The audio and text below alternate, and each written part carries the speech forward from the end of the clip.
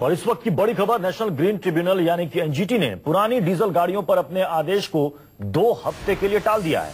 अंतरिम आदेश के बाद ट्रांसपोर्टर्स को 2 हफ्ते की मोहलत मिल गई है। इसका मतलब है कि 2 हफ्ते तक 10 साल पुरानी डीजल गाड़ियों को बैन नहीं किया जाएगा।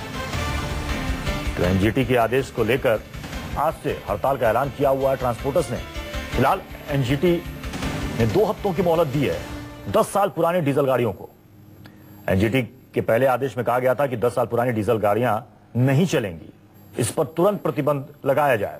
हमारे साथ प्रभाकर मिश्रा हमारे संवाददाता इस पर जुड़ चुके हैं। प्रभाकर, फिलहाल माना जाए कि 14 दिनों के लिए ट्रांसपोर्टर्स को बड़ी राहत।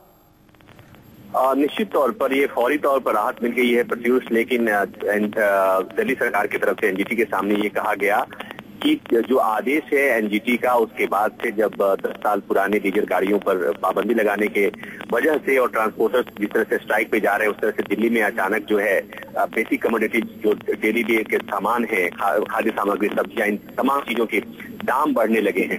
तो ये एक समस्या से वो किया जा रहा है और लोगों को इससे मुसीबत होने वाली है। तो इस पर एनजीटी ने अपने आदेश में ढील दिया है 2 हफ्ते के लिए, और ये कहा है कि जो कंसर्न डिपार्टमेंट्स हैं उसमें साइंटिफिक स्टडी करके आए और ये बताएं कि उनका जो कोर्ट ने आदेश दिया, एनजीटी ने जो आदेश दिया है उसका टेक्निकल स्पेसिफिकेशन क्या हो सकता है, उसका इम्पैक्ट क्या हो सकता है। प्रभाकर, तो क्या माना जाए, ट्रांसपोर्टर्स जिन्होंने आज से ऐलान किया हुआ हड़ताल का, वो अपनी हड़ताल वापस लेंगे?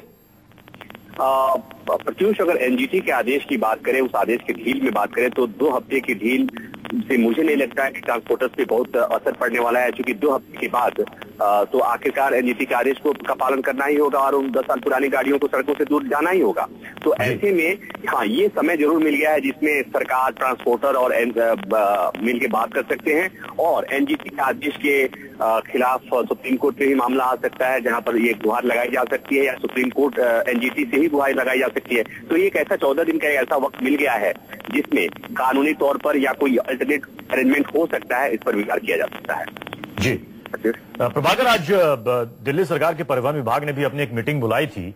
14 दिनों की फिलहाल तो फौरी राहत इसे कह सकते हैं कि ट्रांसपोर्टर्स को मिली है, लेकिन वो हड़ताल खत्म करेंगे या नहीं करेंगे ये देखने वाली बात होगी। लेकिन क्या 14 दिनों में दिल्ली सरकार कोई ऐसा विकल्प बनाएगी ताकि सप्लाई में जो चीजों के सामानों की सप्लाई है उसमें किसी तरह की कोई दिक्कत ना हो अगर ट्रांसपोर्टर्स हड़ताल करते हैं तो?